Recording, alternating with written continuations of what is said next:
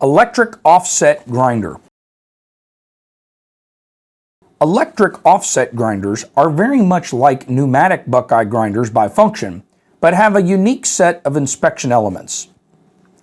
Convenient anywhere there is an electrical power source, used for grinding burrs, weld prepping, paint removal, and finished weld prep prior to paint. So when starting our electric offset grinder inspection, we would, as with any electric tool, unplug the power source before performing any inspection and/or maintenance.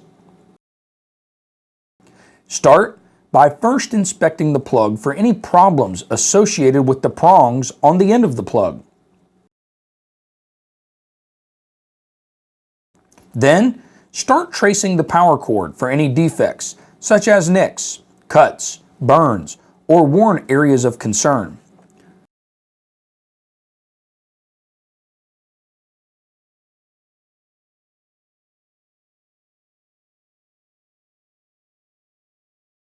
Follow the cord up to the tool itself, inspecting every inch, finally reaching the boot or strain relief that allows flexibility while maintaining a firm connection between the cord and tool. If any areas of concern are found, return the grinder to the tool room for repairs. Next, inspect the tool itself at the air exhaust vents to be sure that they are free of any debris that would cause the tool to overheat during use.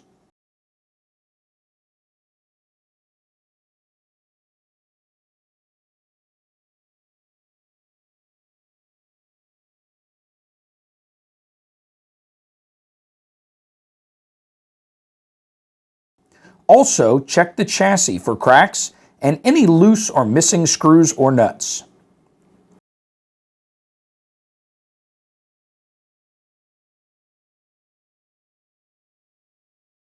Then, check the trigger safety mechanism for proper functionality. Be sure that it is not damaged, and the trigger safety will not allow trigger depression if the tool is inadvertently bumped. Give the handle a few twists to make sure it is snug and tight and has not become loose during prior operations or storage. The handle can be unscrewed and relocated to the other side for left-handed users. Notice the guard on this particular grinding tool. It has a latching clamp to be able to adjust the guard to specific discharge locations when needed without the use of additional tools.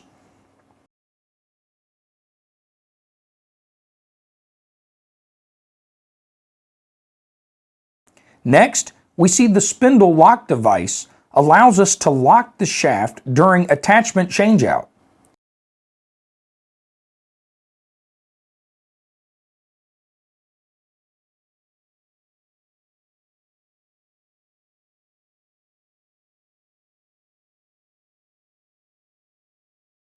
By locking the spindle, we can use the spanner wrench to remove the attachment or blade by turning it counterclockwise.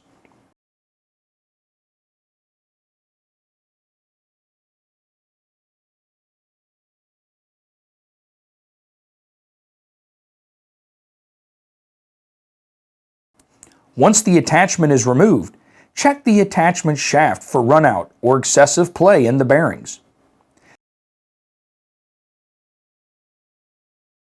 Now it's time to put the new attachment on. At this point, we would need to take a look at the rating on the attachment to double check that it is compatible. So let's see what the RPM rating is. We see that it is rated at 13,300 RPM. So what was the grinder rated for?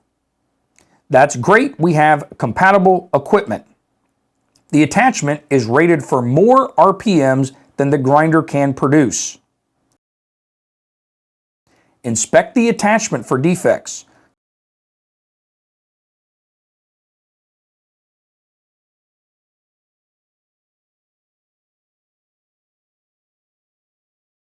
Look at the arbor hole for all attachments and the threads for threaded attachments to ensure there is no damage.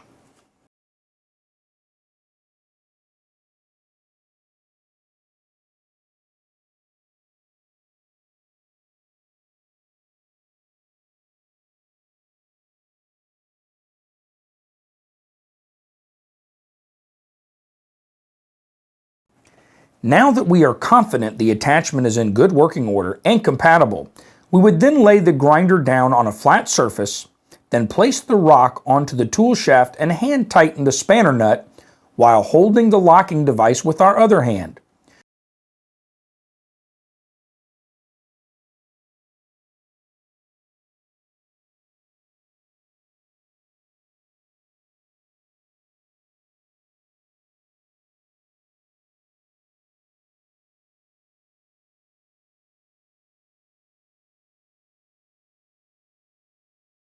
Use the spanner wrench to firmly tighten the attachment.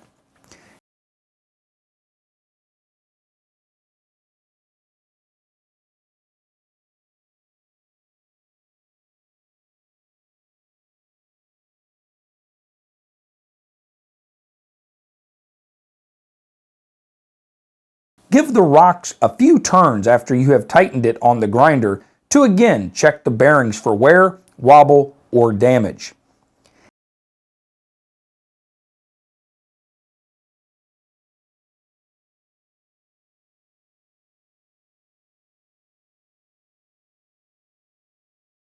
After this final step, we are now ready to plug the grinder in and begin our grinding operations.